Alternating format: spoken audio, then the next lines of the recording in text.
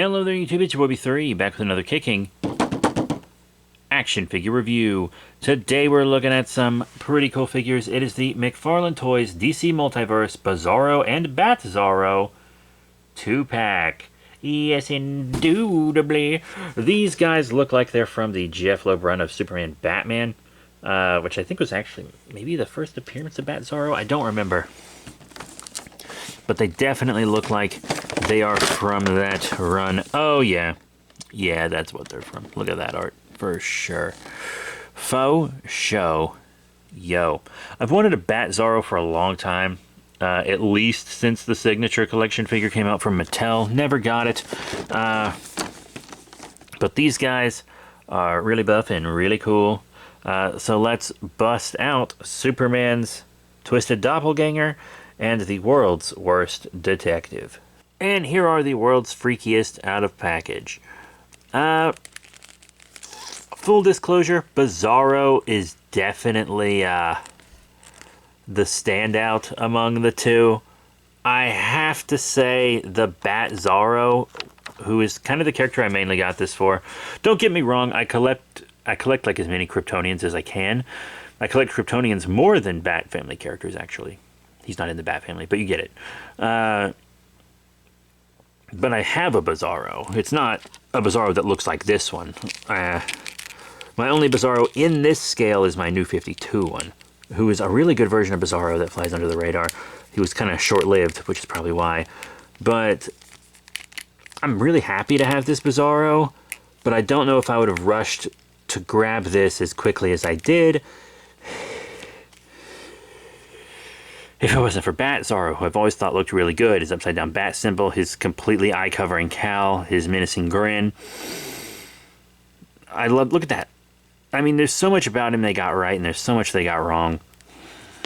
Anyway, let's do one at a time, huh? Okay, before I talk about what's wrong with Bizarro, or what's wrong with Batzarro, let's talk about what's right with Bizarro. It looks like they maybe used the Dark Knight Returns Superman mold. I don't have McFarlane's Dark Knight Returns Superman. I never got it because I still have my Mattel. Maybe if I sell my Mattel, I'll get it. But, I mean, I think this is a really good mold that really suits him. That head, this really goofy, kind of exaggerated head, really captures the likeness from the Loeb Superman Batman run. I actually think this head sculpt's pretty incredible. The raised backwards House of L symbol. You have the rubber bussy covering and kind of a bulge, which lets him kick his legs backwards. You know, you got a nice Bizarro symbol on the back. This is a good looking figure. He's got kind of a fade haircut, you see. Yeah, maybe the black shouldn't be touching the kind of blue here. That is maybe a paint error, but also it could be like hair fade. I'm going to call it a paint error, to be completely honest with you. But he's good looking. Like from the front, very good looking figure. Articulation wise, side to side on the head, bit of a wobble. Up and down, and you know, he goes up really high so you can get him in a good flying pose, which is great. He's really stiff. Yeah, look at that. Nice rotation in there. Up and down, forward and back. Elbow bend, elbow rotation. Rotation on the wrist. Forward and back. Back on the wrist. Very nice. You can see the torso has a lot of good movement too, and some movement on the waist to accompany it. The legs in and out. Forward and back, thanks to the rubber bussy covering. Very good. Tiny little rotation, not super much. We have a double knee bend. Up and down on the feeties. And ankle pivot. And toe beans. With peg holes on the bottom of the feet. Yeah. Pretty cool. Pretty cool. Accessory-wise, you can see he comes with 2 fist hands, which is good. He also comes with 2 open hands, also good. These are good accessories for Bizarro. And then a lot of people like the big stone Bizarro necklace, Bizarro #1. I've never been a super big fan of the necklace look, which is why I'm so happy it's removable. Yes, it is removable. So if you like it, you can have it on him, but if you don't have to have it on him at all, which is great. You gotta love that. You really do. That's a good option piece for him. Also, of course, he comes with a trading card, upside down art. I used to really like the trading cards. Now I'm kind of getting sick of them, to be completely honest. I think I would rather just have the budget go to more accessories. We also always get stands with these McFarlane figures, and instead of the little black circle stands, we have this big stand that they can both pose on together. We have a little peg hole in this crater and a peg hole over here as well. Pretty neat. This stand actually looks kind of familiar. I don't know if it's with another one, but it's a neat stand. Pretty cool diorama piece if you want to. Now let's get in the Batzarro. Let's start with his accessories, since the stand kind of makes a good transfer, I guess. Segue, how about that? He has holding hands.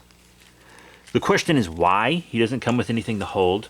You know that a pet peeve of mine when it comes to action figures is the manufacturer is giving us holding hands, but nothing to hold. Yes, you can hold accessories from other figures, but why even bother going through the trouble of giving us holding hands when they don't have anything to hold? Maybe it's because these are a lot of used parts from the Dark Knight Returns Batman, who is a pretty good figure, I would like to add. And that character, or that figure, has stuff to hold, but they didn't give Batzarro anything to hold. Why give us these hands then? Just give us a Batarang. Is that so hard? Luckily, he does have fist hands, so you're not stuck with holding hands and nothing to hold. I will be displaying him with the fist hands. Homie also has the card. Who's that artist? Is it Ed McGuinness? I don't remember off the top of my head. Probably should have looked that up. I mean, I have the omnibuses right behind me, actually. I guess it's Ed McGuinness. They're way back on the shelf. Tried to spy it. Now, a lot about this guy's sculpt is actually really good. Once again, nailed the head sculpt. Looks perfect. Absolutely perfect head sculpt, both in the sculpting and painting department. And look at that utility belt. It's upside down. All the pouches are open. He's terrible at his job. You gotta love it. I like how the gray is kind of a lighter, almost purplish color, and it's got a nice colored inside of the cape. I think that really does a lot for the figure. Oh man, that's sculpted all the way around too. Damn, look at that thing. Anyway, there's a lot of good detail on this. Reusing Dark Knight Returns parts, for the most part, seems to have been a good idea. But they got really lazy on the torso. And it looks really terrible. Look at that. You can see the big Dark Knight Returns bat symbol behind it, because McFarlane likes to make their symbols raised, which is good. It makes the figures look great. But then when you want to reuse that sculpt, you have to get rid of that. They did a terrible job. It's even worse in person, I guarantee it. The light's making it look not as bad. There is just a huge seam, big crack all around where the Dark Knight Returns bat symbol is, and it's still raised. It's not even flat against the chest. So he has a raised Dark Knight Returns bat symbol behind him, and then on top of that, the raised Batzarro symbol. It looks absolutely awful. If I did not get this 2-pack for the price of a single figure, I would be very upset. I am very upset, but I would be more upset. That's garbage. How dare you, McFarlane? That looks awful. Bad. Lazy. Awful. Terrible. Really, really bad job. That's unforgivable. That's just straight up unforgivable. It really is. Articulation-wise, you got a lot of movement upon the head, up and down, side to side. But he does get a lot of good movement, you know. That's good at least. You know, the arms move all in the sockets. He's really stiff because I just opened him. Normally I open him and play with them a little before the review, but now that I'm showing boxes again, it's gotten a little much. But you got nice forward and back, in and out on the arm, elbow bend, elbow rotation, rotation on the wrist, you know. That's pretty good. At least that's nice and not too loose. Where is the joint? There it is. Forward and back. Ooh, on the wrist. Christ's sake. Okay. Really tight joints. Which I guess is a good thing. They'll loosen up as I mess with them. You've got a lot of torso articulation and a little movement on the waist. The waist is really tight right now. I wish he could crunch forward a little further. He doesn't seem to be able to do that. It's because of his girth. In and out on the legs. Forward. And back isn't as far as I'd like, but he does go back a little thanks to the rubber bussy covering instead of a hard plastic bussy. We have a slight swivel up top, and then a nice thigh cut. The Bizarro did not have that thigh cut. Very nice that they gave it to Batzarro. Double knee bend. Pretty good. We have rotation on the feet. Up and down on the feet. Ankle pivot and toe beans with, of course, peg holes to use the stand. Yes! Very cool. Now let's get into, you guessed it, the size comparisons. First up, we have some other McFarlane figures to show them with. Here on the left is the Multiverse Batman from the Flash movie. He is from the DC Multiverse line, same as these guys, but he's a movie figure. And then we have a DC Direct Digital Collectibles Silver Age Joker, who is a pretty recent review. I think my most recent DC figure review, actually. Here we have some more McFarlane figures, the DC Direct Page Puncher's Black Manta from the Aquaman wave, and then from the Speed Metal Build-A-Figure wave of DC Multiverse, we have the Darkest Knight from Dark Knight's Death Metal. Pretty cool. I think they look good with those. Now some non-McFarlane figures. Here on the left we have the Mattel DC Universe Classics Walmart exclusive 5-pack Ultraman figure, another alternate version.